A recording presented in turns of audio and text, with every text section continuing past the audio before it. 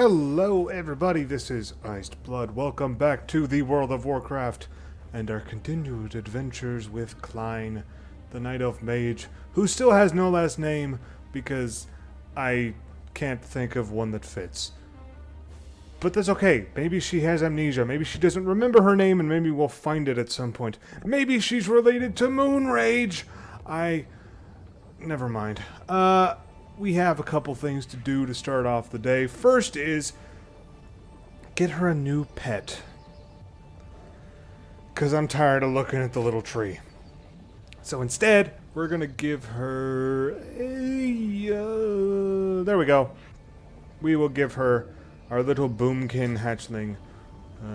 Also known as moonkin hatchling, but boomkin is the popular phrase, and so that's why I've named him Boom Boom, which is a Borderlands 2 reference, not an Adventure Time reference, unfortunately. But anyway, let's get started. Okay, we're off back toward the Hollow. For our first thing, we're going to talk to Relian Greenspire at Wellspring Hovel, and he might have some information as to the corruption of Teldrassil. And on the way, we're going to pick flowers, because Klein is absent-minded and she likes pretty things. Actually, it's because we want to keep our herbalism skill up, because we're going to run into herbs that we won't have the skills for if we let ourselves flounder a bit too much. For example, our skinning is rather pitifully low. We're going to need to make sure to work on that. I say we as though you have any control over what I do with the character, but clearly that is not true. Klein is a strong, independent woman who will not steal an herb node from another player who's been fighting for it. Anyway. No, I think I mentioned in an earlier video, I don't like to steal nodes from other players. If they're fighting for something and they're right next to a node, I'll wait and let them get it if they are so inclined. Just because, like, if I'm fighting a monster that snuck up on me as I'm trying to get an herb or a mining node or whatever, and someone just comes up and takes it, that annoys me. So I don't want to be caught doing the same thing that pisses me off, because it'll probably piss other people off. And I do my best not to be a hypocrite. So we're going to keep that tactic in mind. We have to kill our way through the Hollow to get to Wellspring Hovel. Technically, we don't have to. We could run. But it's a lot more fun to murder things and let our elemental act like he's doing something important. Really, we're dealing with monsters that aren't all that strong anymore, so it's really easy to kill them. We're not even really getting all that much in the way of experience points, but here is a major benefit, actually. These are humanoid monsters, which means that they drop cloth, as you saw, and we can use cloth for our first aid. Any humanoids tend to drop small amounts of money, more as the game goes on. There are certain monsters that might even drop a full gold piece, you know, once you get into the later levels. Right now the money's pretty minuscule, but it's a nice touch. But the biggest thing is, like I said, cloth, which is the only way to get it other than going to the auction house. And since I want to go to the auction house to make money, better to get it where we can. I'm killing the spiders because I like murdering spiders. The only monsters I probably won't kill at all are ones like that owl there, the neutral ones, the ones with yellow nameplates, because again, they don't attack unless you attack them. I don't like having to run from monsters that are chasing me, so I just killed them. Hello, Greenspire. Hello, and how may I help you? Ah, a timberling seed. I wanted to try growing one of these to help Denelin with his studies. But I'm afraid I've discovered that a corruption has grown in many of the timberlings, and seeds from such creatures carry their parents' taint. They are beyond my talents to repair. Denelin is very skilled with things that grow. He may find a cure for future timberlings. He may be their only hope. Well, that's not promising, but okay. There's a malevolence growing in the timberlings. We're trying to find the source, but until we do, in order to keep Teldrassil safe, we must cut down the timberlings who are beyond help. Those that wander Wellspring Lake to the north are the most tainted. They must be removed. Destroy the timberlings you find there, and gather the mossy tumors growing upon them. Bring the tumors to me so that they may be burned. So you're going to give me a knife after I finish excising tumors? Sure, that makes sense. In any case, we have our new mission. So what we're probably going to end up doing is head down to the Moonwell. And then on the way back to Carithra's Moonrage, we will kill Timberlings for the tumors. On the way to the Moonwell, we will pick more flowers. Or leaves, or whatever. Let's see, what are we at now? That's 29. Really small font and very dark color. But 29, okay. So it's going decently well, actually. Let's check our skinning.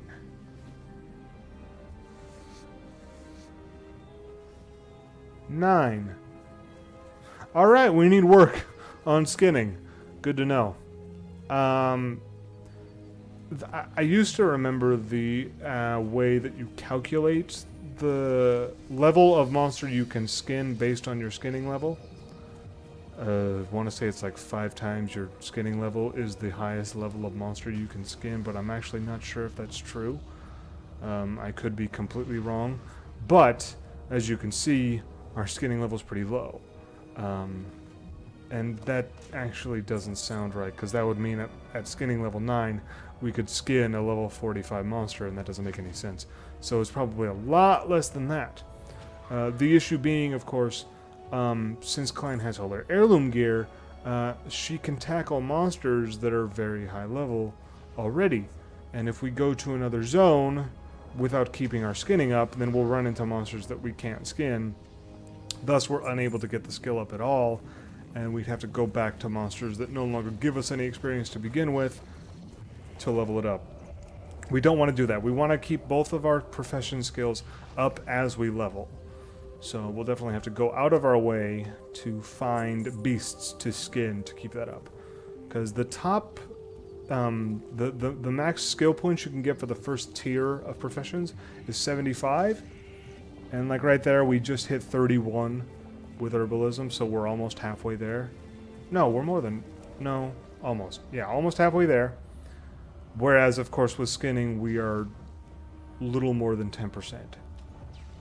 So we definitely need to find some more beasts to murderize. It's too far away. Lots and lots of blood feathers. But these are humanoid as well, so we're getting more and more cloth for them. Which is good, because first aid needs a lot of cloth to level up. The only way it could be made worse is if we had picked up tailoring. Which is a common thing to pick up if you're a cloth wearer, because you can make your own armor eventually. And also, a big thing that tailoring also has is you can make your own bags. The bags that I have right now, the 16 slot bags, I got off the auction house from a tailor. So that is definitely a really big perk. Like, you need to be a tailor to get the highest tier of bags that you can get. Like I think I mentioned in an earlier episode, right now that means 28 slots. I think it's called the Royal Satchel. It is the first epic bag, not the first, maybe the first widespread, easily obtainable purple bag. By purple, of course, I mean epic level.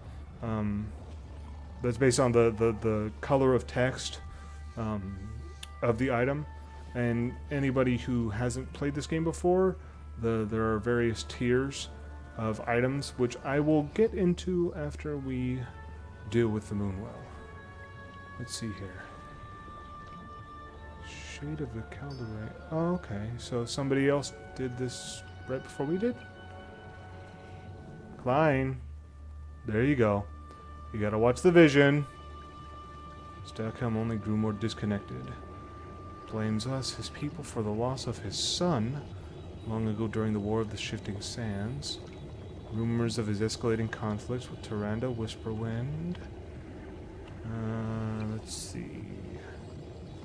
Many druids of the Cenarian Circle stand firm that he wants only what's best for all of the Calderay. Kaldarai carries the burden of our sins and our follies, and deserves the respect of us all. Fandral Staghelm was the Night Elf leader before Malfurion Stormage came back. Or at least I guess he'll be the male Night Elf leader, the Druid leader, whatever, because I think Druids are typically male in Night Elf circles. Let's check these two. I was dispatched with a small group of sentinels here to protect the Oracle Tree from the Harpies that have made nests all around the glade. Little by little, we're trying to push them back. When the Oracle Tree attempted to send a runner to Darnassus with a report, the messenger was attacked and killed by a group of the Harpies. If you feel up to the task, go to their nests, slay them, and return their belts to me as proof of your deeds. 6 blood feather belts for a rain-spotted cape that we can't... Oh my god, it's a ghost of a spider! That is not okay. That is the opposite of okay. Who thought that was a good idea? Priestess? Oh, great. Lady Sathrah was once beloved of Elune, graceful and pure. The spider spun her silver threads through the moonlight, catching the evening mists. The silvery dew had strong healing powers and was kept at the nearby temple. But of late Sathrah has descended into madness. Her future generations are now threatened as well. Find Lady Sathrah, Klein, and end her suffering. She dwells northeast of here, near the river. Gather her silvery spinnerets and bring them back to me. Corruption and madness can consume even the purest of Elune's creatures. So, the purest of Elune's creatures was a spider. I may or may not be mildly arachnophobic. If by minor I mean I can't stand spiders and they terrify me. But, I do know that spiders serve a very important purpose in the ecosystem, so I'm not going to say we should murder them all, but... pure? Well, let's face it, I mean, I've read Salvatore. I know that spiders are holy to the night elves, the drow elves, the dark elves of Forgotten Realms and Dungeons and Dragons fame, and I don't trust those fuckers. So, you know, I have my doubts as to their purity. But that's okay. We are killing Harpies now. And these Harpies are hostile, so I have no trouble killing them. But again, we also need to keep our skinning up, so we're going to kill these Night Sabers, even though we don't have a quest for them, just for the hell of it. Also, looks like that skull there is showing us where Lady Sathrah is. See, it's a skull. That means she's evil. She is a specter of death. Ooh, hey. There she is. After we kill the green one. Yay! We got to level 13. What do we get? Anything? Anything? Not so much. Alright, let's kill Lady Sathrah. She's only level 10. And then we'll kill the feral Night Saber as well. He's looking at us funny.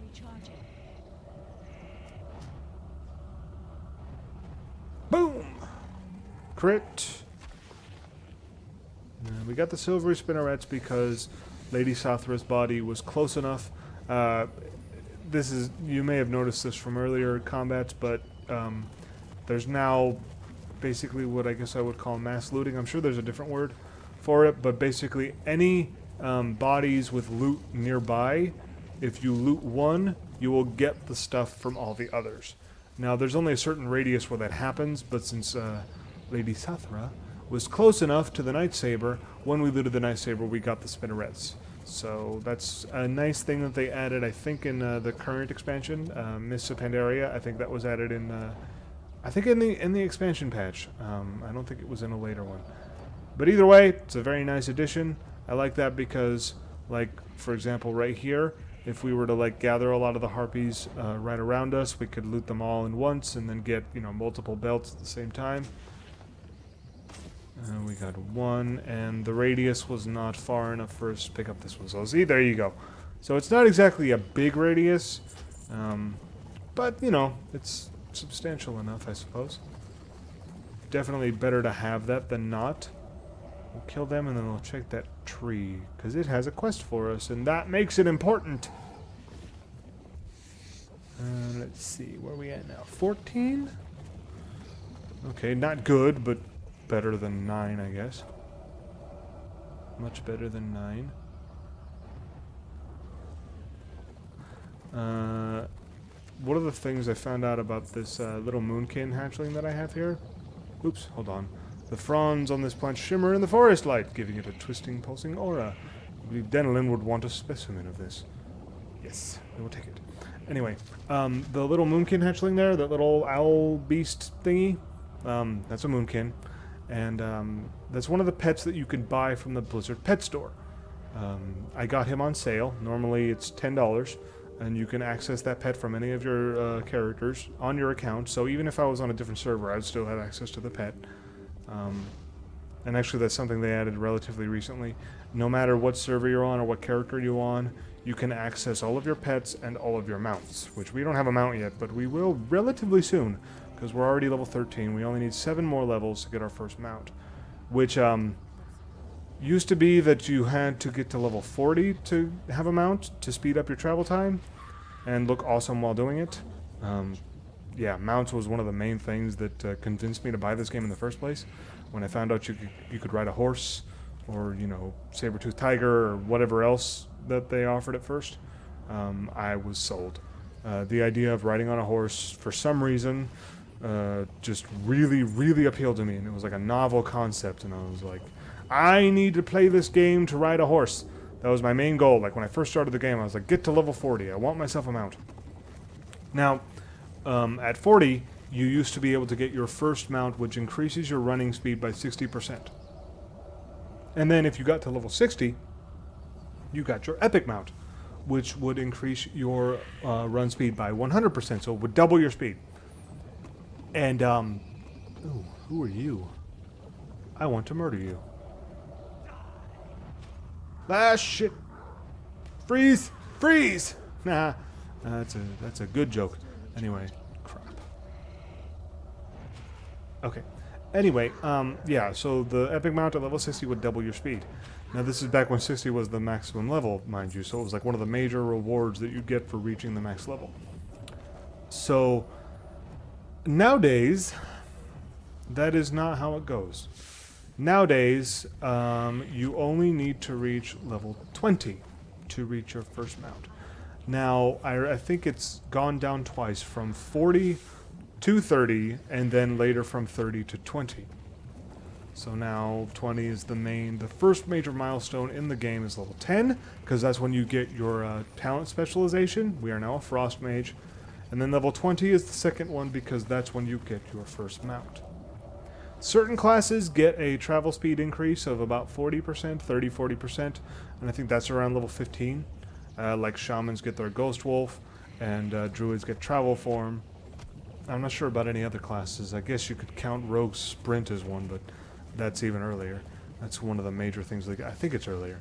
Anyway, point being, thanks to the changes made to the early game, we only need to get 7 more levels before we can mount up, and I've got a bunch of different mounts that I've collected. I'm not really what you'd call a big mount collector. I don't have, you know, hundreds or whatever, but I do have a fair amount. And do we not have a belt yet? Holy crap, we do not have a belt yet. What's it look like? Doesn't really match the rest of our gear, but it kind of matches our gloves, so I guess I'll go with it. Anyway, I got in this diatribe talking about my moonkin hatchling. What I was going to say is I like him a lot because so often there will be critters. You may have seen it. I think he did it earlier. If you're around little critters, he will use a very famous spell, Moonfire, on them and kill them, which is, on one level it's adorable, on the other it's kind of worrying, because that means that cute little pet thing is kind of sociopathic, or just like a natural predator or something. But anyway, I got him when he was on sale. He was $5, like I mentioned, and the main reason I got him, my main character is a druid. I played a druid when I first got the game. The first character I ever made was a druid, because the main thing that sold me on this game, aside from mounts, was the ability to transform into animals. We may do some stuff with my main character. His name is Sathrah. Like, I wonder, probably we'll do some work with him when the new expansion comes out. I will be getting the new expansion. If I can wrangle it, I'll get myself the collector's edition. Because, you know, I've been playing this game for going on 8 years, and I've never gotten any of the collector's editions, not for the core game, and not for any of the now 4 expansion packs. But this is the 5th, it's the 10th anniversary, it's level 100. We get garrisons, which are basically player housing, something that I've been clamoring for. I loved player housing in Final Fantasy XI. I love the base building in City of Heroes. So, like, I've been looking forward to that kind of personalized, like, you know, personal space in WoW for a long, long time. So the fact that they're finally adding something like that is amazing. And then, of course, the big claim to fame for this expansion so far is the character models, something I've been looking forward to. And there's time travel, sort of, or dimension hopping, or whatever you want to call it. Like, there's a whole bunch of things about this expansion that seem really, really awesome. So I kind of want to commemorate that, and hopefully I'll be able to save up enough to get myself the collector's edition. Because that seems like, you know, something that I should do to commemorate this game that's been such a big part of my life. I mean, I got it, maybe it's closer to 9 years now, actually. I've been playing off and on. I haven't, like, played constantly. There have been plenty of times when I've taken breaks. I didn't really play all that much back when I was, you know, living with satellite internet, because it just wasn't very feasible. And there were plenty of times when I just kind of got bored or played out or whatever, and I took a break. But I've come back to it plenty of times, and it's always been my main MMO of choice. The biggest one that I've always been willing to pay for. And every time a new expansion comes out, I get it basically on launch day. If not launch day, then like the day afterward. So, you know, this is a huge game for me. It's one of the big reasons that I picked this game to start with, and it's just a huge part. And like a bunch of characters that I've made in this game have become original characters that I'm putting into my own original fantasy novel. Not quite the same, I'm not going to steal, but like versions of them.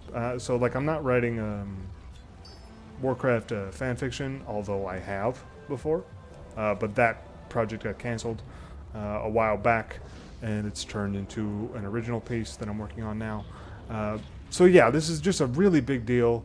It's momentous. It's a huge game that I've always loved, pretty much ever since it came out. And so yeah, it's just, so maybe when the expansion comes out, when and if I get it, maybe I'll get the collector's edition. Maybe I won't be able to. Maybe I'll only be able to justify the main game. But either way, we're gonna get it. And so maybe once that hits, we will do some work with my main character. You get to see Scythius, and you know, see how I play a class that I know decently well. Although I'll admit I'm not the most technical player in the world. I mean, I only did raiding once in the Burning Crusade expansion. I basically had Karazhan on farm with the only raiding guild I ever was a part of. And so, like, I mean, I played around with it. I did arenas for a while and got decently competent, but to be honest with you, I am not what you'd call a hardcore player. In fact, to use the common curse, I am a casual. I know, it's terrifying, but it's true. I play this game for fun, I play it to unwind, I play it to explore.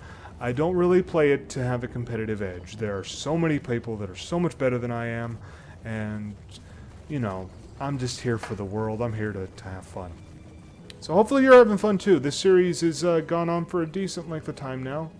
And it's not too terribly long. I mean, this is only the 6th episode, but hopefully you're having fun. Hopefully you're liking this, because, like I said, this was the first project I had planned, so it was always going to be big for me. Their slashing talons and piercing beaks may prove a difficult match for your own abilities, Klein, but I have faith that you will not fail in this task. Here are your belts. I'm impressed by what you've accomplished here in so short a time, Klein. Would that I could ask you to remain here to assist me with my duties, but I know in my heart that greater tasks lie ahead for you. That is probably true. We'll take the pants. Or, wait, those aren't pants. Anyway, I regret the task that I have asked you to carry out, but Lady Sathrah is beyond hope. It is our hope to offer the sacrifice of the spinnerets to Elune. With this sacrifice, Elune will bless Sathrah so that she might be reborn and at peace. The forest mourns for Lady Sathrah, but it was something that had to be done. I hope now that she can rest in peace. Thank you. Oh, God! The ghost walked right through me. Oh, okay. Well, good luck, Lady Sathrah. Hopefully you find peace. Okay, what do we got? Well, we've got a few things to turn in back at the Wellspring Hovel, but we also have flowers to pick. Like I said, Klein's a little absent-minded. She likes pretty things, so don't mind her if she goes off to gather her herbs.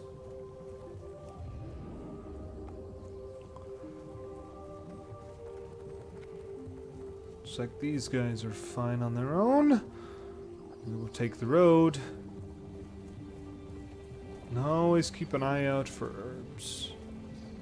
I suppose we should also keep an eye out for night sabers and bears and other things that we can skin too. That's actually probably more pivotal.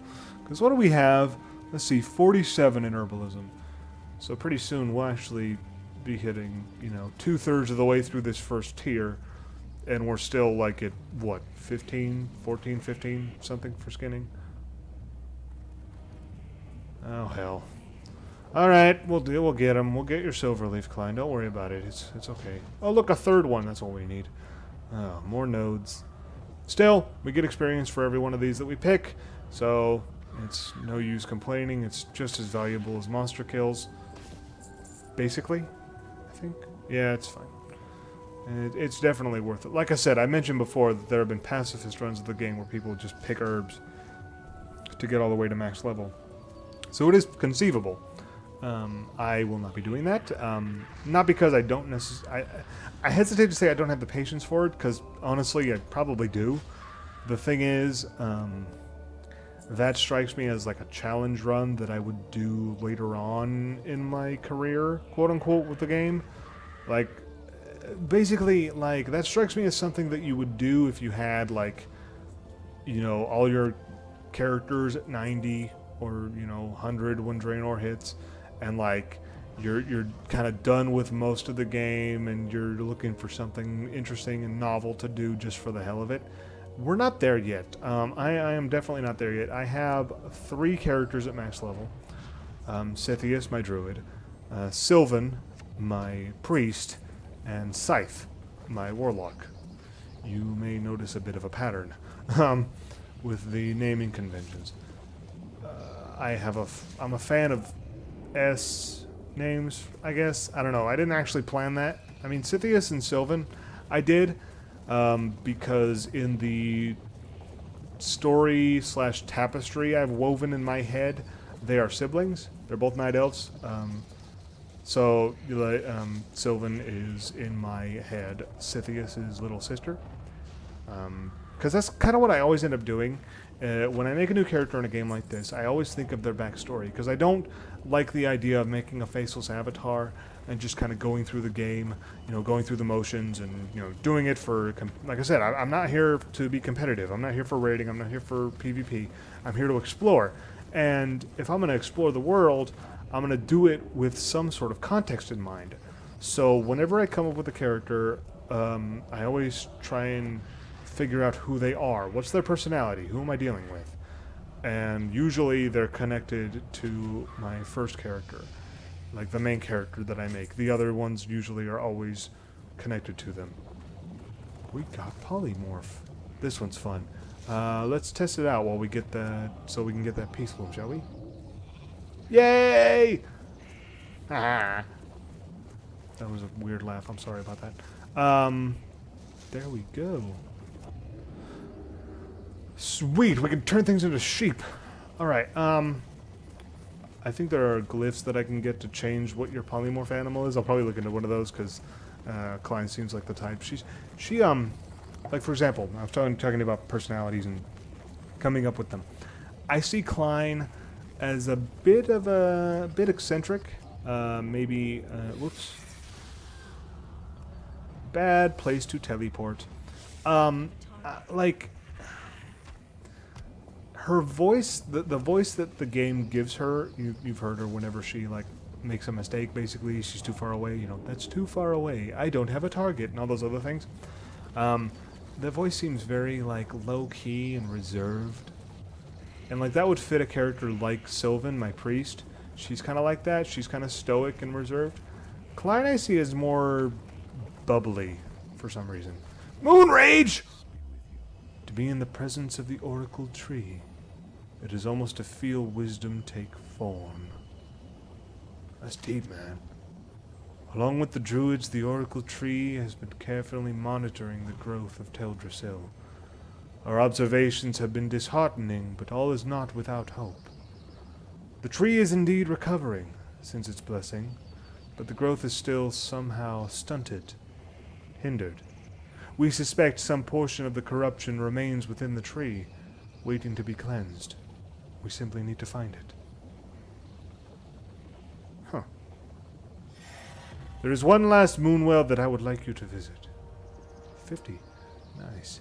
It is directly south of here, on the shores of the pool of Arlithrian.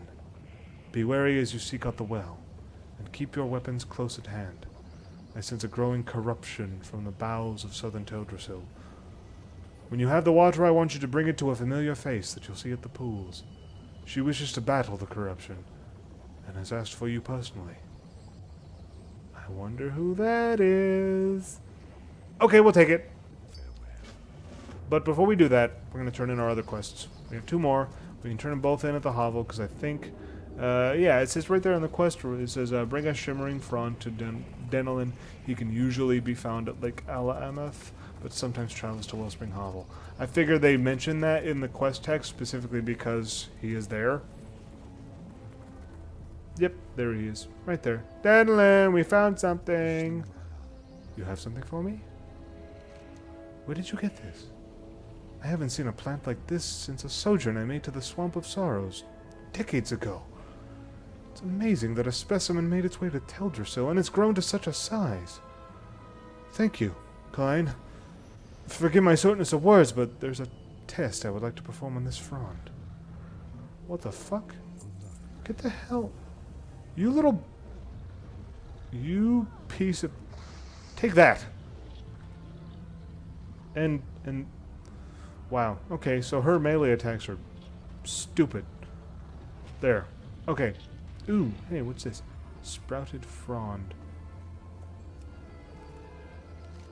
The fronds Denelin planted within his garden have sprouted and grown. They tremble, eager to be picked. That's what she said. Nah. Sorry. Greenspire. What's up, dude? Have you been to Wellspring Lake, Klein? Have you been hunting the Timberlings there? Well done. These tumors are the symptom of the Timberlings' disease. They're filled with a poison that we must cleanse from our new land. I will dispose of these tumors. Thank you. Yay! What's up, Denelin? I figured it out! I had to rush here to find you. You've been here since the beginning. It's so simple, really. The corruption is spread from Timberling to Timberling, but there's but one that is the source. Oakenscowl. He's being poisoned by the largest tumor I've ever seen. I would call it gargantuan, even.